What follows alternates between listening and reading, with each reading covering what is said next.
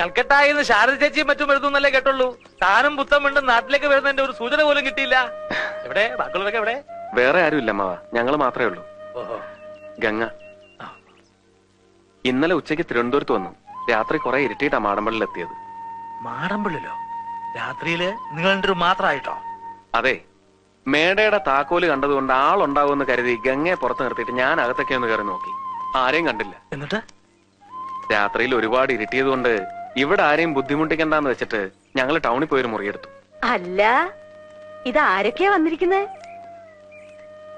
കുട്ടി ഞങ്ങളെയൊക്കെ അറിയോ? അതെങ്ങനാ കല്യാണം കഴിഞ്ഞ് ഗംഗയെ നാട്ടിലോട്ടൊന്ന് കൊണ്ടുവരാൻ നകുലന് തോന്നിയോ? അതിൽ ഇയാള് നാട്ടിലോട്ട് വന്നിട്ട് കാലം എത്ര ആയത് ചോദിക്കേ? അല്ല, ഗംഗയ്ക്ക് അവരെല്ലാം മനസ്സിലായ. ഇത് അമ്മായി, അത് ജയശ്രീ, അമ്മാന്റെ മോളാ. നീ എന്തു പറയുന്നു? ഒത്തിരി അങ്ങ് വളർന്നു പോയല്ലോടി.